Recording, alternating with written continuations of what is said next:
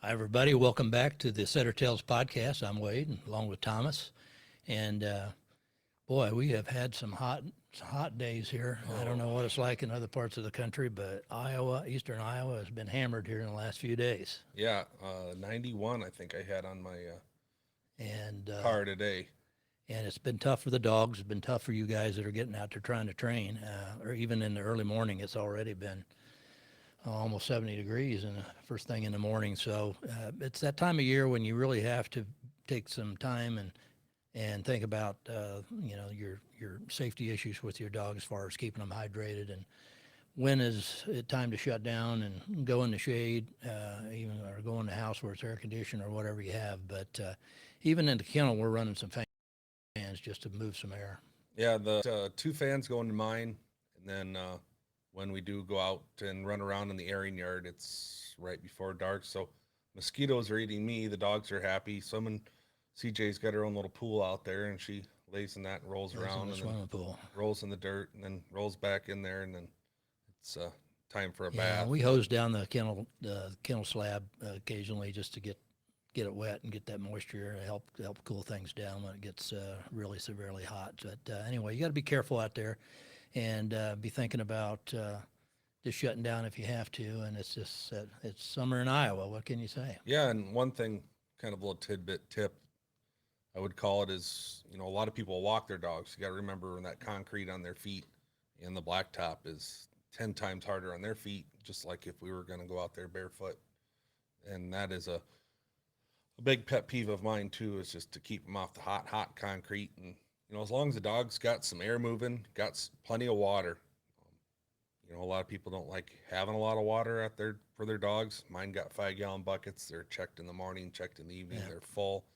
And they seem to regulate pretty well. They can lay in that. They got some shade. The concrete's going to stay cool, and they just they know how to regulate themselves. But if you don't kind of keep that little extra eye on them, they will get hot. So when you are working dogs, just make it quick and keep them cool. And if they're running in the truck in the dog box or something, make sure there's plenty of ventilation there because that's another big one. Yeah, the If they thing in don't the have dog box ventilation, is, as long as you're moving, keep moving if you can, and if you're going to stop for any period of time, then be careful about that. But we usually just make it a straight run and keep the vents open and mm-hmm. move some air on them and get back as soon as we can and get in some shade. But anyway, I think the weather's going to break. I think tomorrow they're talking some rain, and so those temperatures should go down, and we'll get a little bit of a reprieve from what we've been Yeah, a having little here the relief last would be few good, days. and get those bugs hatched. So them baby pheasants that are just There you go. cracking out of the eggs now got something to eat, and just be a little nicer, a little more pleasant to go outside You and at least got try it. and mow the lawn or something too. So We and things are kind of the weather not only is tough, but you know with the economy kind of doing what it's doing and gas and everything, there's probably going to be some people that are going to be struggling, I'm sure, and you may even know some of those. And tonight we've got a guest on, and we're going to talk about an organization that is there to help out hunters, and we're going to go into that in a little more detail about this their mission and what they're doing, and just get a little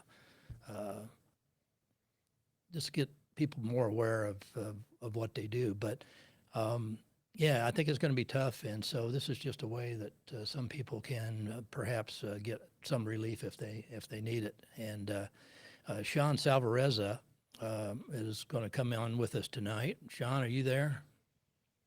Yes, I am here. There he Thanks is. for having me. I appreciate you coming on, and you're out there in Connecticut. I am, and our What's the weather isn't nearly as hot as yours, thankfully. I was going to say.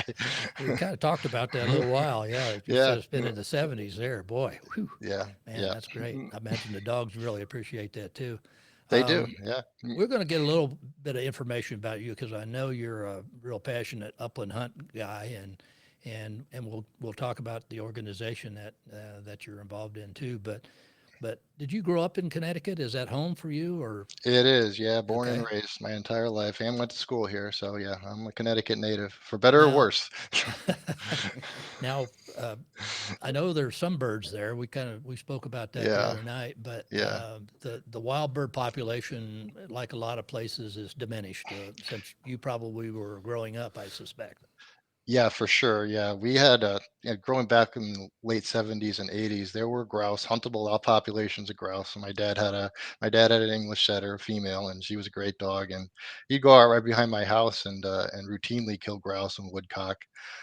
And even when I started hunting a little later, I'd flush them all the time. But I don't know, something happened. I don't know what it is. Be it predators, be it loss of habitat, climate change, could be anything, but grouse are like a Bigfoot now. You just don't see them. Although Really? we still have a season for them. We've got a we've got a season for them, but it's like having a Bigfoot tag. You're not going to fill it. So have you ever heard of anybody that you know that said, I got a grouse today? I mean, did that ever I happen? was buddy of mine from Minnesota who actually lived out in Connecticut, and he was a big upland hunter. He may have killed the last grouse in the state, and I was with him over his lab. And Really? this was probably, geez, close to 20 years ago now. But yeah, that was the last grouse I think I've seen in Connecticut. Was the one he shot. So if you're going to hunt birds there, it's kind of preserve stuff then, right? Would it Yeah, be yeah, all kind of preserve hunting, or they yeah, and the state even releases some birds too? I know. I think you mentioned that they yeah. just on the public ground there. Then they'll release birds, or how's that work? They will, and private. There's private leased land here, and there's public land. State land, and the state. The state does an admirable job releasing birds. I think they release birds 2, 3 times a week in some of these places. It's not the real thing. It's not like hunting in the Midwest for real birds, but you get your dog some action, and you can get out there and do it. So I do that, and I'm also a member of a club here in town, and we stock our own birds. So I can hunt there on weekends, and I hunt the state land a lot during the week if I get time off. So um, again, not the real thing, but but it's as close to the Well, real thing as we can yeah. get. So Well, sometimes some of the preserve birds, we do some guiding at a preserve yeah, also, yeah, and they raise their own birds, of course. But yeah. some of them are pretty challenging at times, and Yeah. maybe that's because I'm getting older. Maybe that's why they're more challenging. I don't know, but Well, I find sometimes I wonder if that was a wild one, just the yeah, way the Yep. dogs worked it, the way the dogs pointed it, the way it got flushed, and sometimes them preserved birds they're not as, I guess you want to call them thick skinned, and you mm, can wallop them pretty good with a 20 gauge, and then next one gets up and you hit, and it's like, oh, that one still flying. I know I saw the feathers yeah. fly, but I've Yeah. never been known to be the best shot in the world anyway. I'm Oh no yeah, yeah, right. Wade, Yeah, but well, yeah. Well, no, when they Wade is release Wyatt birds, Earp. yeah, I think you go back in the lineage, there might be something there. We'll have to go. It was Well, it's been a few years ago when I let's see. Yeah, I don't know what that limit means. I never was a limit kind of a guy. I was just like, geez, I just feel bad for my dog. I want to get a bird for that dog. He's looking at me. You ever had your dog look back at you and give you that look that says, "My God, man," What do we I've got have? flushing dogs. I'm usually looking at their rear end as they're running away chasing the birds. They don't look back typically. Well, the pointers will tend to look back at you and give you that. What the hell? You just Yeah. want me to catch him on the ground, boss? Yeah, we've had a few of those days, I but have a tailgate picture of CJ when she was just a year old, and she just had a phenomenal day. And I shot one bird, and I missed probably 5 or 6 others. And I go get her up on the tailgate, and she's usually proud, got her tail up and her chin up, like, yeah, I did this. And I got a side picture with her tongue hanging out, like, I'm like, yeah, I know what that means. I certainly know. you can always kind of Photoshop those and Yeah, just have but a lot more birds in the picture if you yeah, need to. just But just yeah, change the date on the camera. so Now, one thing with the release birds out there, I didn't mean to no, that's interrupt all you. right. Is it difficult if like up here they stock trout in the trout streams, Yep. and they have a schedule, and people find out that schedule, the banks Yep. are lined, and everybody's going after. Oh, they released a big brood male or something, and everybody's fishing. Well, do they do that? I mean, do you have to get there early? Is it a fight over it or? No, not. I mean, not that I've seen. I mean, there's not a ton of hunters in Connecticut, so I haven't seen run into that. I mean, there are guys that have been hunting state land for 20 years, and they've kind of got a sixth sense for when a certain area is going to be stocked. I don't have that sixth sense, so I just kind of go when I have time, and I've had good luck. And there's always other guys there, but it's never. There's not a lot of guys chasing stocking trucks around. If that's what you're, it's that way. Okay, that's kind Yeah, of I was yeah, wondering if it yeah. if No, anybody nobody's did got. that here, there'd be they'd be jousting out in the You'd probably, driveways with their yeah, guns, you know. you'd probably have the inside word from your friends at the DNR if it was Well, you. You know. they only tell me so much. Okay. I asked about the sunflower fields this year, and they looked at me and says, "We're not telling anybody. You just got to figure out opening day." So, So tell us about these labs. You've got two labs. Yeah, well, I've got two. Have, has that always been? Have you been a lab person Yeah, kind of pretty much all yeah. your whole hunting career? Okay. Well, I've hunted. I started hunting behind pointers. Before I got my first dog, I hunted behind friends' dogs, and they around here, German short hair pointers are real popular, and Brittany's seem to be popular on the pointing breeds. You got to go northern New England is kind of the setter stronghold. That's where you get northern New Hampshire, Vermont, Maine. That's where you kind of find the setter guys more. Guys I've hunted with down here that have had setters have always gotten them in northern New England. Um, but I've hunted, mostly behind pointers when growing up, and then I met a friend from the Midwest who came out here lived here for a few years, and he had a lab, and he said, all the guys out in Midwest hunt birds with labs. And I said, I've never hunted behind a flushing dog before. So I got hunted behind his, and it wasn't so much the hunting behind them. I just loved the personality of them. I thought they Right. were just wonderful dogs and just great dogs. So I said, well, my first dog's going to be a lab. And as soon as I was able to get out of the house and get out of an apartment into a house that I could have a dog, I got a lab, and I've had labs ever since. And I've hunted them. I'm on my third one now. So Oh, they're great dogs. yeah, For a complete disclosure, I think you and I both have had hmm labs in our past, and they're great dogs. I have, yeah, labs raised my three sons, so I mean, they're good. Well, they're family. They're good, hardy family dogs that can they kind are. of take Yeah, take the rough stuff yeah, and but they're great dogs. And I hunted mine. She was she did what she did on her own God-given talent. I never really helped her with much of it, but she gave a good effort. But we didn't hunt that often back in those days yeah. with the kids. I just didn't have the time. So, but yeah, great dogs. yeah, and we had them and had one at home when I was growing up, and got into my own, and then did some training with labs and with a field trial trainer. So at one point, if you wanted to call them on mine, I think I had like 20 of Wow. we did every day. Didn't have it at my house, luckily, and Yeah. he paid the food bill. But every day I was working with labs for like 2 years, every summer and fall, and we'd go on hunting trips, and every dog had to get hunted. So when you have a Yeah. 12 dog truck and four crates in the back Yeah. seat, that was And they call that work. it was when you get more than five, it becomes a job and a lot of work, and but I enjoyed it. And they're kind of a multi-purpose dog. We could go out and shoot flyers in the morning and throw dummies and do that and hang out. And then that afternoon, it's like, well, it is pheasant season. Let's go pheasant hunting. The next morning, throw them in the truck and go duck hunting. So that is one big advantage with a lab. And everybody likes them.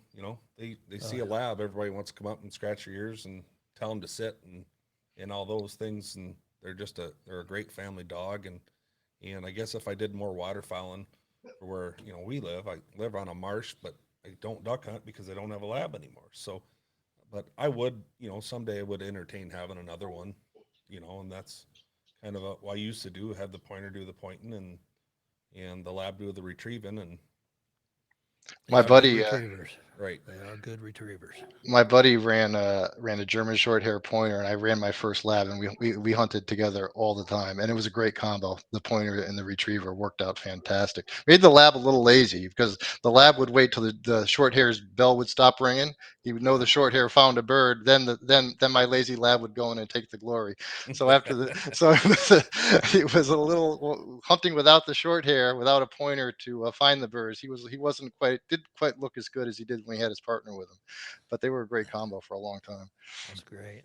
Yeah, Well, one of the things we wanted to get into in tonight was to talk about, some of the things that you're doing with an organization, and it's Hunters Helping Hunters USA, and you've been involved with that for over 20 years.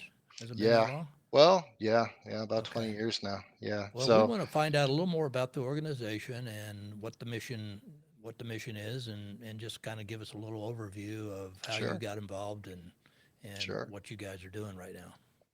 Well, it's named Hunters Helping Hunters USA.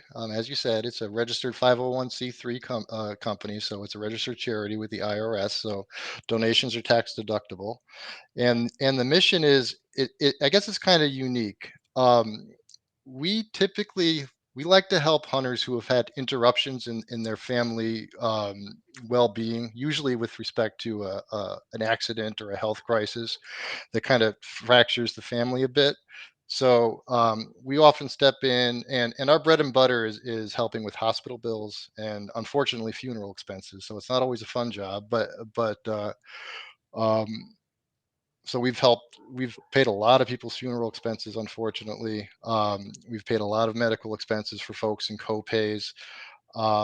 So the idea is, people have a lot going on. If somebody's having a medical incident in their lives, and we try to take at least one little burden off them. So if we can take one bill off their table or get one collection agency off their back, it helps. And we've had great response from people we've helped, and there's testimonials on our website you can take a look at. Some of them are pretty powerful. I hadn't read them in a while. I read them, in preparation to come on to the show here, and there's one here from 2003 that I was involved with. My first one. It was a young lady. She was 15 years old. She had an accident and she was badly burned.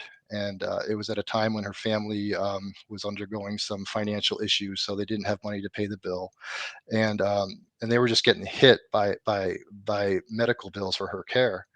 And it was right after the organization got started. I think Hunters Helping Hunters got their not-for-profit approval in 2002. So this was kind of our first, big um, opportunity to help somebody, and we were able to step in, and we actually negotiated a settlement with the hospital. They agreed to cut her bills in half as long as we paid them up front, and we were able to. I remember the meeting. We all got together, and back then we actually had board meetings in chat rooms. It was before Zoom or anything, so we were all in a chat room and we were chatting each other for the board meetings. And one of the guys got set up and he says, "You know what? We just have to get this done. We have to find a way to make it happen.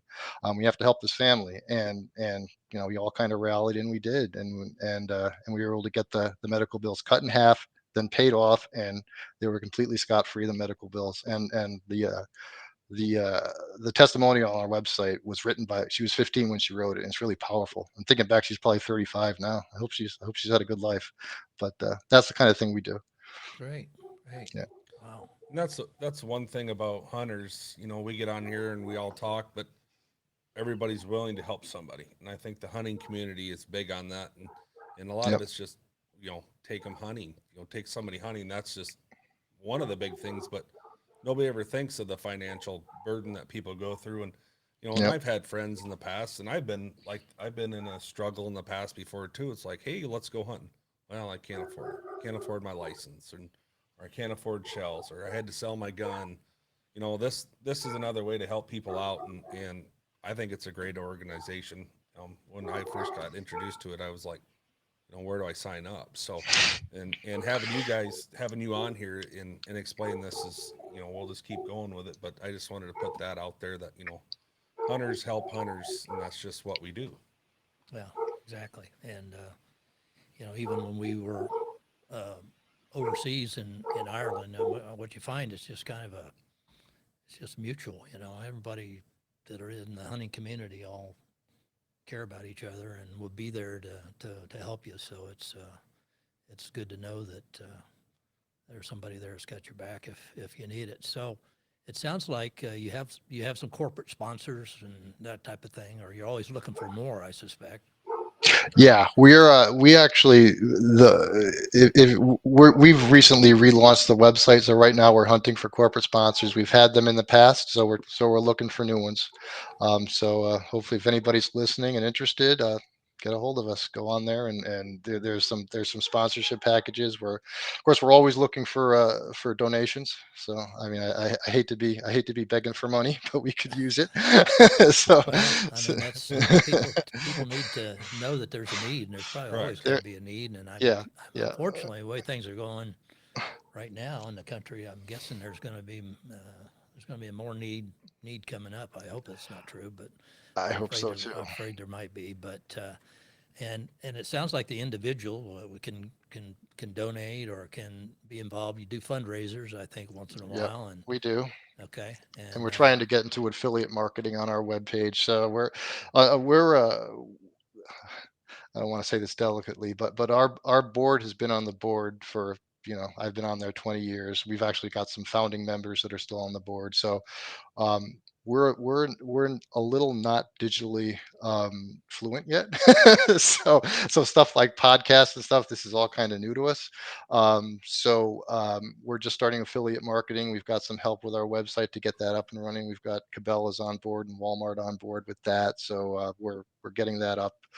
Um, We've got, you can go on Amazon Smile, and you could, there's all kinds of platforms. And since we're registered with the IRS, if you search for charities, you'll find us for Amazon Smile. So if you buy through Amazon, a portion of the proceeds will go to us. So if there's platforms where your employers will a lot of employers have platforms that will match donations. So if you go on there and you find out, you can search for us on the platform, you'll find us. So there are ways to help that are kind of painless, that don't involve, cutting a check. So keep an eye out for that as well. typically people that are seeking your help, they'll go to the website. Is that the best way Yeah. to Yeah. find you So guys? that's right. So Okay. again, the website is huntershelpinghuntersusa.org. It's all one word. And there's an application process. So if you go on there, you'll find an application you could fill out and you could submit to us if you're having some issues or you want some help. Go ahead and fill that out and send it to us, and the board will review it, take a look at it, and evaluate and be in touch. And if you have whatever reason you have a problem with the application, just use the contact us button and just send us an email, and we'll take a look at it, and we'll get back in touch as soon as possible. So, I know you said you do a little bit of fundraising. What are some of the things that you do to raise those dollars? Do you do like So banquets or? yeah, we've our biggest fundraiser to date, we actually raffled off 30 guns in 30 days. That was a while ago, so that was our biggest one to date. We've done a lot of online kind of sales and raffles. So we've done a lot of that. Um, we're spread across the country, so we've got, I think we've got 6 board members now, kind of spread out. I'm in Connecticut. We've got 2 in Texas. We've got a board member in Iowa, because we're actually an Iowa corporation. Got somebody in Maryland. So us doing kind of fundraising on the ground, like banquets and stuff, is a little difficult. We're trying to do it online as much as possible, because we don't have that many boots on the ground at this point. So um, but if we ever get boots on the ground and we get bigger, yeah, we would certainly consider it. We've supported fundraisers like that. So if there's a local fundraiser that's helping somebody that needs help, we've supported those, bought items for raffles and those kind of things, and have them shipped. So we do that. So I know I'm going to throw this question at you, Sure. but do you have a total of what you guys have given out Yeah. since beginning? Since the beginning, we're $32,052 right now. So that's where we're at. So it's not a huge amount, but we're a small organization, and we like to think the ones we have helped a lot. So that little Mm-hmm. girl that got burned, she was helped. Um, so yeah. Well, and I suspect that if Mhm. you had the funding, more funding means more Yeah, ability to help more people. And absolutely. so that's Sure. the message that we want to put out there to anybody that's listening, as far as Sure. anyone that's potentially a sponsor or wants to donate, find you guys. And that's it's a great cause. And like I said, hunters helping hunters USA. I mean, that pretty much says it all right there. Yeah. So So is this in other countries as well? I know you have the USA. No, no, we're just Okay. USA. Okay. And I went on their website multiple times and did some research, and they make it very easy to get on there and to donate. yeah, And that's the big thing you want to know is how to do it. Yep. and Travis will put will put all the information on our posts and everything in the description below the videos as well. So they should be able to reach out and we're happy to have you on here again. Yeah. So this is uh this is a great organization, and I'll be honest, I hadn't heard of it until Wade had given me something. So and it's good to help get that message out there. Appreciate it. Appreciate it. Yeah, one other point that I just want to bring up. We're a little different than like a GoFundMe. So we don't pay individuals directly, we pay creditors. So it's a bit of a fraud protection thing for Hmm. us. So when we were formed on a bulletin board by a bunch of guys that were helping hunters through no organization, and a couple of them got burned. They gave money and it was a fraud. So one of the reasons we were formed is to help protect against fraud. So one of the things we do to do that is if you need help, we're happy to help. But if you have a hospital bill, we pay the hospital directly. We don't cut checks directly to people, and that's to protect our donors. And it's worked well. So keep that in mind. That might be a turnoff for some people, but I think for some people it makes them feel better that the organization is actually very aware that fraud is out there and does do what we can to prevent it. Yeah, and that kind of takes a little weight off their shoulders as well. As That's hey, right. we'll Yep. just give us who we need to talk to. We'll talk to them, and Yep. I'm sure there's probably permissions from the hospital and everybody to talk to you That's right. guys, but Yep. you guys will probably take care of that as well. So We do. Yep. Oh, tremendous. I mean, that's like I said, they can find out more information on by going to the website and find out how to get involved. I was going to ask you. We were talking hunting, and Hmm. we talked about the dogs a little bit. But what's your preference in the shotgun that you carry behind those dogs? Good question. I'm an old American doubles guy. Um, I was my father raised me on American doubles. You've ever heard of a book by Macintosh called Greatest Guns? It's a book. All right, it's a famous book about American double shotguns, Parkers, Lefevres, Smiths, Foxes, the whole 9 yards. He made me read it as a kid and used to quiz me on it. Uh, What grade Parker is higher than this grade Smith? And so yeah, so really? that oh yeah, yeah, Wow. yeah. So So that's he must have carried something pretty impressive then. he did. Well, he Did he? passed away unfortunately, but I've got Yeah. his guns. So yeah, Awesome.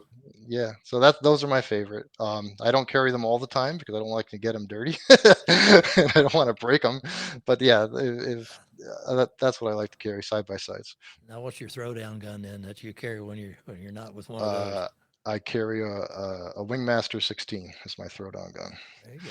There you go. Yeah, yeah, and I'm Well, not you very don't want good. to throw them either, though. No, that's well, you know, it's a law enforcement term. Yeah, What can I say? yeah, But yeah, yeah. so So when you're going to the dance, you get the pretty one out, and then if that's right. you're in the That's brush right. and That's right. the muck, you get the other one out to That's I right. carry the same over under, cheap yeah. over under. It's rusty and beat up, and it still does well. And once in a while, I'll get out the nice gun or something. But yeah, it's all about preference of what you want to carry, and I'm sure the transition from the 16 gauge to the side by side, is that any different for you as far as Not for me. I can't shoot either of them good. So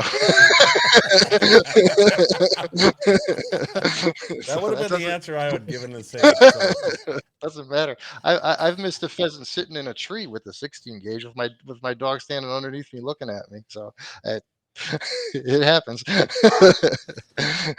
yeah, you get excited and you miss. Yeah, I well, wasn't excited. I I'm just not going to missed. say anything.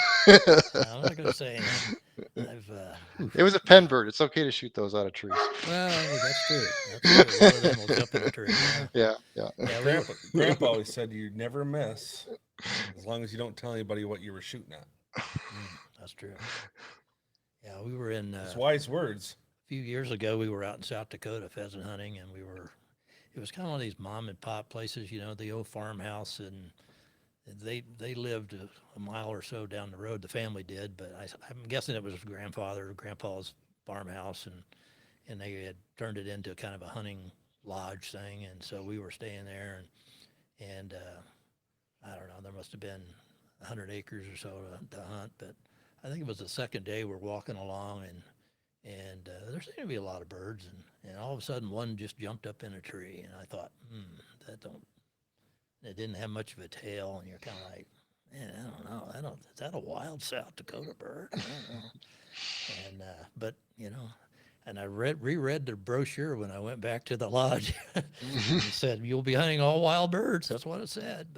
But yeah, they land in trees sometimes. But I They have do. seen it. yeah, I don't know. But it's kind of wild. Um, and of course, you hunt. Now, do you get into quail hunting or anything like that, or any other We species of birds? well, I mean, stock birds, yeah. I mean, Yeah. we stock quail, we stock chukar Oh, you partridge. do. Yeah, yeah, for sure. The quail, not so good. The chukars are great. I like them. I wish we did it more often, but the quail didn't fly when we stocked them. They were just whatever. They were bad. Well, Um, especially if you get a damp morning. that's right. We've That's done right. some hunt Hmm. tests, and you couldn't even get them out of the grass. Yeah, But yeah. Works okay for pointers, but the lab just went around and collected them all. I just didn't even have to bring the gun with me. So saved on expensive ammunition.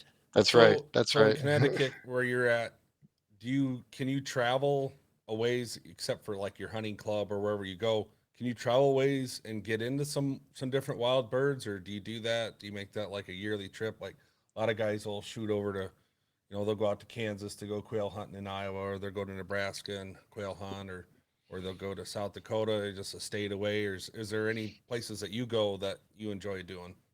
I've been to Minnesota a bunch of times. I've driven out there, and I've enjoyed that a lot. To me, those are the best hunts of my life. Going out there and hunting wild birds with my friends. Hmm. Um, it's something. I call it beautiful chaos, right? You got four guys with four different dogs running crazy and birds getting up. Who's got a bird over here? Who's got a point over here? It was great. It's fantastic. So I've done that. It's a As I've gotten older, it's gotten harder to pack the dogs up and drive halfway across the country. It's not easy. It's not an easy drive to do alone, let alone with a whiny dog in the back seat. But I haven't. I My dog got hurt, and then there was COVID, so I haven't been out there in a few years. But Hmm. I will go back and start doing that again, and hopefully get a little older and I can retire. I can do it a little more. Spend more time out there than just a week. So that's the plan anyway. Yeah, retirement's a pretty good deal. Are you Yeah, retired? is it? I am. I Good for am. you. I'm Yeah. a ways Uh, away yet. I got my Well, 401k slip. It's like I got a ways to go. I don't know the way well, things are going. I may have to go back to work again, but I know. at I some looked at point. my 401k and I'm like, oh Jesus, I'm not as close as I thought in the last year. That's for sure. Yeah. Well, you're still a young man, so you got some time left. I don't feel like it. So when you travel with your dogs, do you have do you prefer like a dog trailer, or do you have them like in crates in the I've got to pick SUV, up. or I've got you to have a pick up pickup? with a topper, so I usually Uh, put him in the back in a kennel. So that's how Okay. the old man rides. The old man rides up from the cab with me. The old dog now. He doesn't. He's retired, but so he doesn't hunt. But he's had operations in both legs, so he gets to ride up front with me where it's nice and warm, and the youngster rides in back. So yeah, he's got to earn his stripes before he gets exactly, up in the front exactly. seat. Now is You're that him exactly here? right. Is that him we hear talking in the background? It's one of them. I'm surprised you haven't heard both of them yet. I'm sure they're right outside that door, wondering That's why they're what not in here with me. that's what makes it a dog podcast. Is you got to have a little dog action Yeah, going on yeah. in the back. But yeah, that's kind of. I know that, and I haven't hunted them, but you mentioned woodcock. There used to Yeah. be a lot of woodcock, Yep. but you probably where do you have to go from you? Do you go up Oh, like we've you got said up woodcock. in? There are woodcock in Connecticut. No grouse, but Oh, we do get woodcock. yeah, Right time of year, we'll get migrating flights in.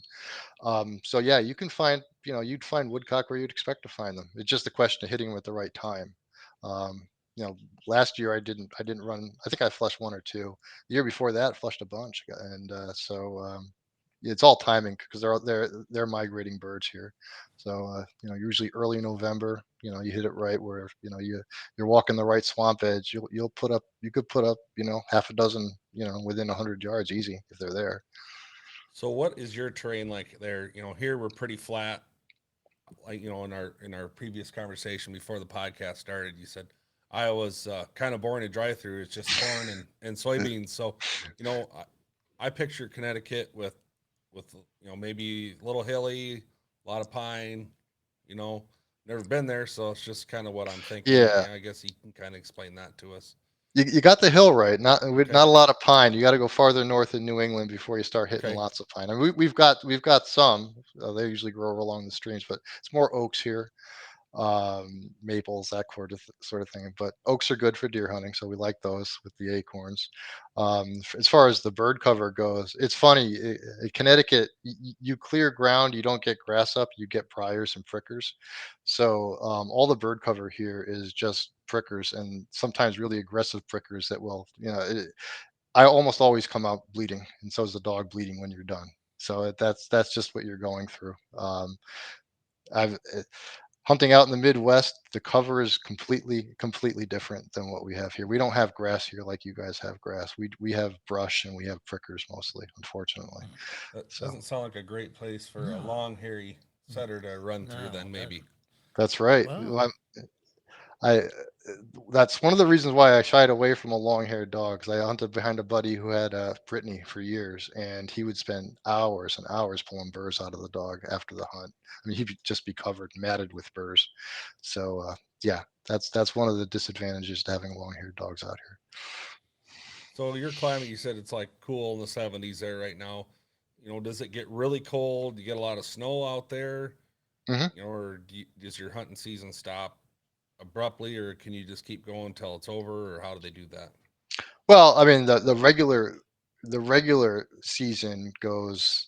The regular small game season starts in mid-October and it goes to the end of the year, and then you've got archery season early for deer. You've got some small game earlier, starting in September for squirrel, and then because a lot of it is preserve, you're buying your own bird, so you can keep hunting the preserve after. So our preserve that I hunt, we hunt right through some March sometimes. Okay. So yeah, as long as you can find birds and as long as you can get them out in the woods, you can hunt them. The state stops stocking the week after Thanksgiving, I think. So after that, you really have to stick to private land preserves. You're not going to hit much on the state after that because the birds don't last. They get eaten by coyotes. I mean, they're not built to survive. They're built to be shot. So they don't hold over very long. Yeah, we planted some birds around here once in a while, and usually like maybe the first week of season if we know the crops are gonna be bad, or we're taking some kids out and just want to give them that opportunity. And we figured out really quick that you got to put them out that morning first thing, or you leave them out overnight. yeah. The Yeah, predators will get to them, and they will. and it's just like get rid of them or they're not going to survive. So I Yep. do Yep. get lucky once in a while. I think last year I had put out like 10 or 15 pheasants and put out like 50 quail. The first year we put quail out, they were all the way to the end of season. Last year I think I got them. I think our last quail we ever saw was when our friends from Ireland were here. That was Mhm. about the third week of season. Yeah, third or Yeah. fourth week of season, and they were Mid-November. gone. And last day of season, one of our released birds, I knew it because it didn't have any tail feathers. Um, we did get him, but he lasted somehow. He kind of just lived in the food plot, and he'd fly out and cackle and make all sorts of noise, and he'd had it figured out. But the one day he did make a uncalculated decision on which way to fly, and it flew right at one of my buddies, so he was able to get it. But you know, it's cool to see what different areas of the country how they have to hunt. You have wild quail in Iowa, right? If you get down into the southern part of the state, they do, but it's kind of getting. We've had some bad weather 2 years ago. They had 4 inches of ice, then they had 4 inches of snow, and then they had another inch of ice on top of it. And when that happens, the quail just don't thrive Well, very well. And once in a while, about an hour or so away from here, excuse me, where we hunt some, occasionally we'd run into a covey, and but just usually have to get down on the Missouri border to actually get into Yep. any quail Yep. of Yep. any numbers. But um, yeah, and that whole terrain is all that's a whole different habitat that they're looking for, wooded edges and creek edges and that kind of thing. So fence rows. And I think So the you don't. farther north you get, you'll get up really into the heart of farm country. So where Wade's from is Cedar Rapids, and then you kind of get up towards me. There's not much for wooded No, areas that it's aren't farmed. yeah, The fence Yeah. lines are gone. yeah, The small house groves, the old farmhouses, they're all buried and bulldozed and burnt down and turned into farm ground. And being wide open in the In the CRP, I just don't think they thrive. Well, you as remember well. what the Ireland guys said about Yep. the, they just couldn't believe how I guess vast and open it was compared, of course, compared to where they come from, where in Ireland you can be clear across the country in 3 hours from one side to the other side, but um, you know, but that expanse is just like Thomas was mentioned, was just no fence rows, no timber really. It's just kind of open fields, and if you're lucky enough to find some public ground or a field with CRP in it, then you're probably going to have birds. Yeah. But It's funny the first time I hunted out in the Midwest, my buddy stopped and we said we're going to hunt here, and I look and it was grass, and I didn't realize there's different kinds of grass. I didn't realize that some grass might be a slough, and you might be up to your waist in water. So some of them out from the east, it all looks the same to me.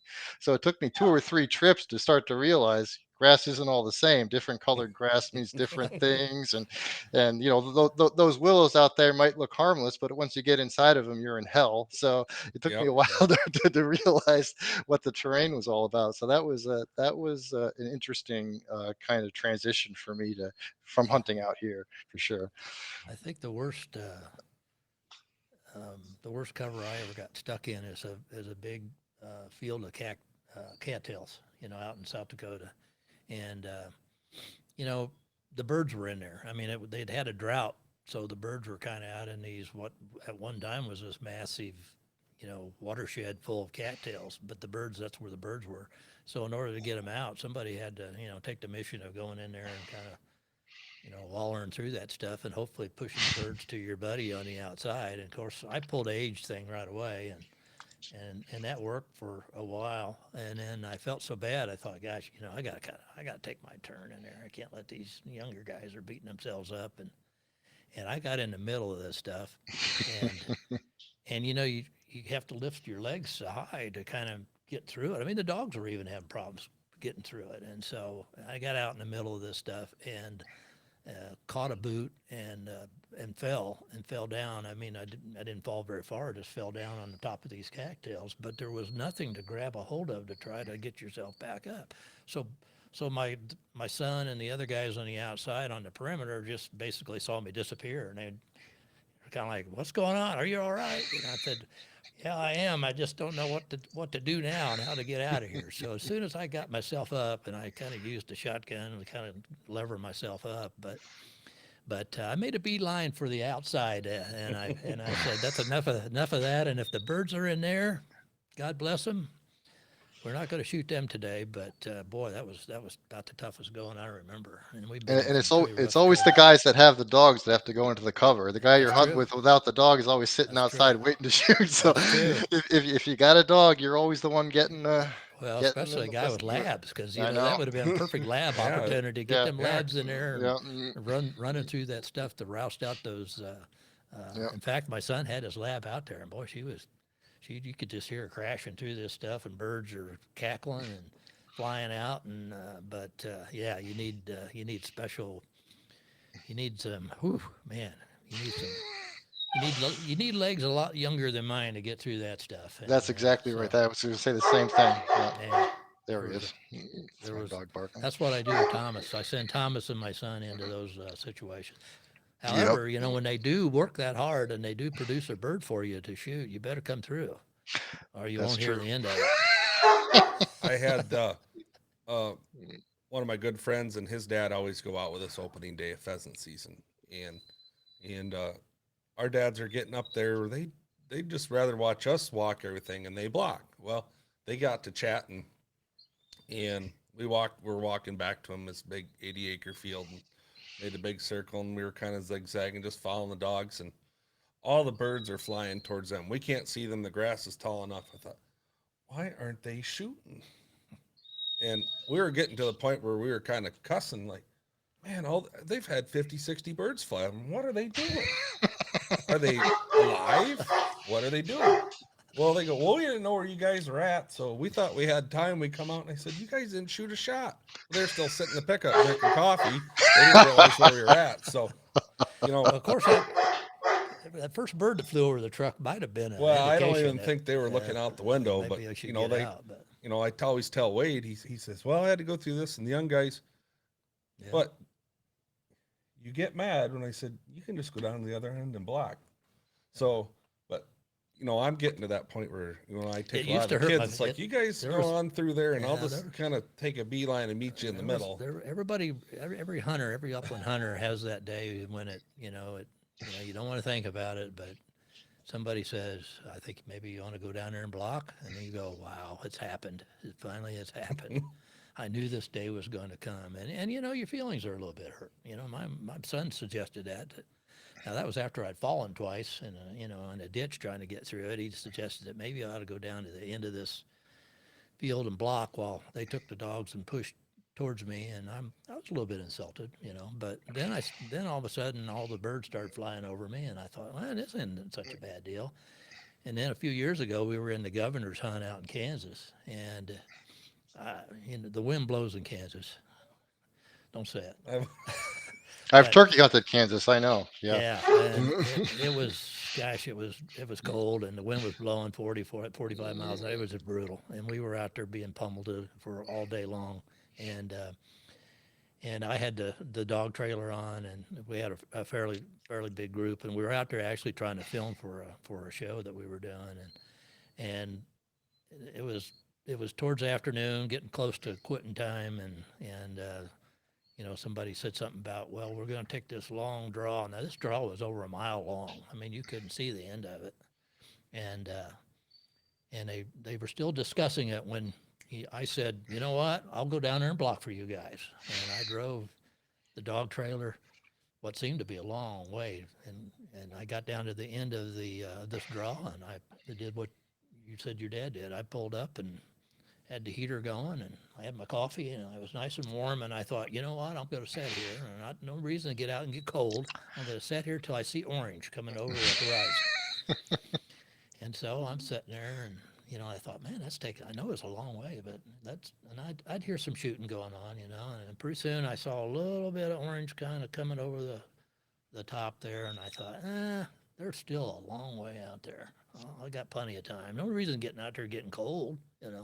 And about that time, I'm looking out the truck windshield, and a rooster runs out the end and just stands there and kind of looks at me, and I'm in the truck, and I'm thinking, oh man. And so I thought, well, maybe I can get out real quietly, and he took off, and I didn't get that one. But so then I decided, well, maybe I better get out of the truck, and I stood out there in that blizzard, or not the wind. It wasn't snowing, but I stood out there and froze to death. But I was afraid that if I'd miss another one that came out of there. But yeah, it's like I said, everybody gets to that point, and you will too someday when they go, Thomas, you need to think about going down there and blocking, and that'll happen. But yeah, before I had my hip fixed, I was kind of to that point. I was hoping somebody would tell me to do that. And take the truck. we did the hunting tournament down in Highland. It's a place where Wade and I go quite a bit and enjoy. Hunting preserve. They had a hunting, big thing at the end of the year. Get rid of all their birds and timed. And at that one point, like, well, we're gonna go over the hill because we haven't hunted that spot hard. We just get a certain field. And at the end, I was pretty well. My hip had said, "I'm done. You need to fix me." So I just kind of laid in the grass, and buddies come up for, "Hey, your dog's over there on point." And I said, "Yeah, you guys go ahead to him." But we're talking about us. But I know you said you come up to southern Minnesota, Northwest Hour. Do you have that in the books now that COVID's kind of calmed down and you can travel a little more, or do you have any That's trips that's the. planned? Or I don't have anything planned. I'm single, so I can go whenever I want, whenever I want. So not a problem going last minute. But I don't have anything definitively planned. But I will certainly be out there in the next year or two for sure.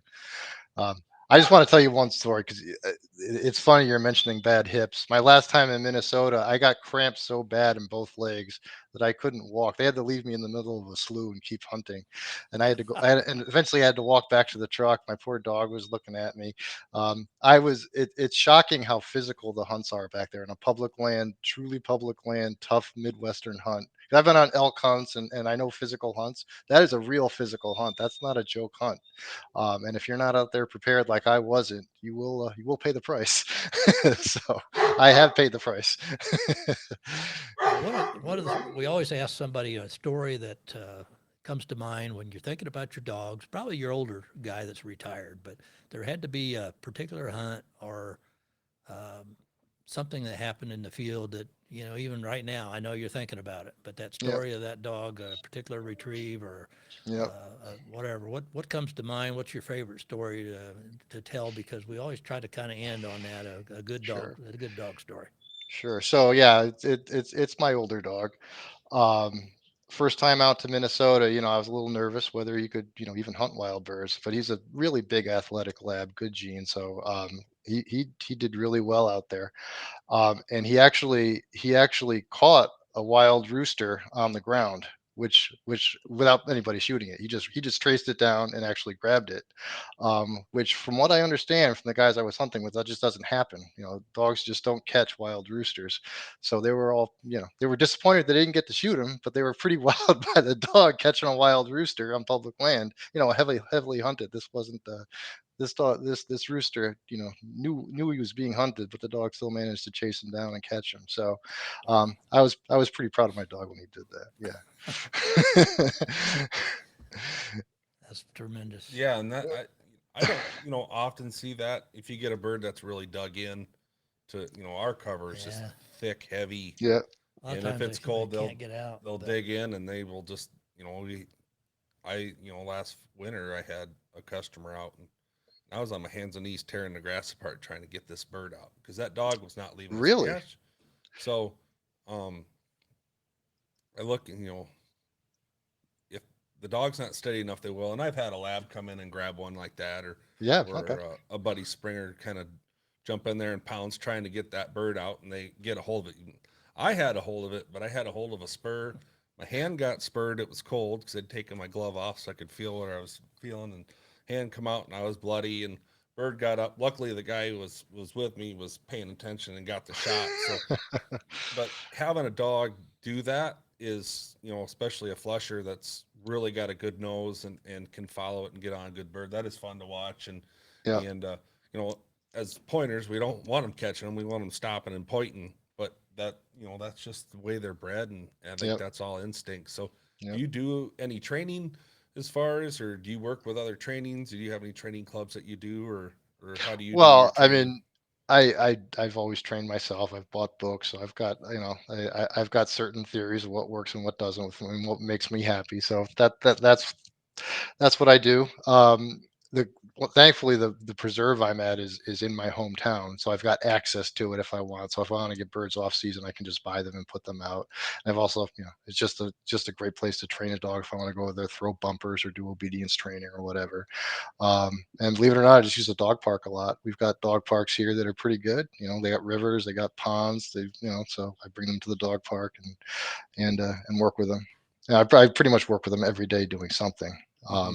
You might not know it when you're actually behind them hunting and they don't do they forget everything that they've been taught, but I do try. Yeah, you kind of get that look like, okay, this is my court. Like, you're You're on right. my turf. You're right. Follow me. So that's Yep. right. that's there's no one way to train a dog, and that's one Well, thing. Mm, And if you spend like you do, they're in the house. You spend every day. So as yep. long as you work on something every few seconds, few days, something new, or you have to refresh. That's always a good thing to do. And it's Yep. good to hear that from guys like you that say, hey, you just a lot of people think they got to take them to a trainer, which is a good thing to do. Yeah. But if you're not doing your work at home, Yeah. you can take them anywhere you want. But if you don't Yeah. do your foundation work at home and instead of just locking them up in the kennel or keeping them in a crate all day long, Yeah. spending time with them, you're just not going to get that quality of just house dog or hunting dog or whatever you're using the dog for. You're going to get a lot more quality. You're going to get a lot more respect out of them. Most of the dogs around here, guys train them themselves. We don't have a ton of trainers in Connecticut that'll do it. I mean, you can ship your dog, northern New England has Mm-hmm. more trainers. There are some, but most of the guys I've hunted with, and I've hunted with a lot of guys. Most of their dogs are self trained. They're fine. They're good dogs. Yeah. No problems. Yeah. Do you? what is your favorite?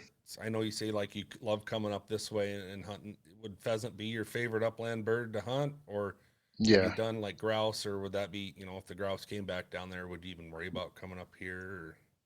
No, I think I'd always come out there. Pheasant are kind of unique, and it is a completely different terrain and geography than I'm used to. Like you said, we don't have flat grass out here. It's all hills, and it's different. And if I were to hunt grouse, it would be the same kind of terrain I'm used to now. So going out there is nice, and it's different. Wouldn't want to live there. I don't know if I could live in corn 24, for 365 days a year, but nice to visit.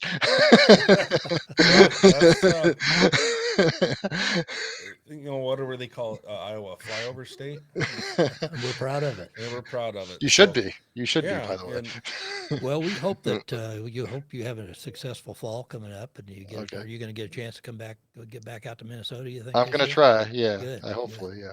well, if Yeah, you're on your way through, just yeah, give us a shout yeah. All If you right. and want to shoot some Iowa birds on your Mhm. way through, yeah, Thomas can always find them. I don't know why he has a backfield. He always knows where they're at. But I'll keep them tied up. yeah. But Sean, Sean, it's been a pleasure talking to you tonight about not only about your organization, Hunters Helping Hunters, but just your passion for your dogs and the upland thing that we all live for, and we think it's great, and thanks for having your I time, and thanks for being here.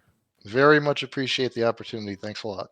And everything will be on our Facebook pages as far Yeah, as Facebook, Instagram, our YouTube channel, everything that they can get a hold of you guys Great. and if you have a chance, if you can do it, help somebody out, and that's what we're all here for. So, absolutely.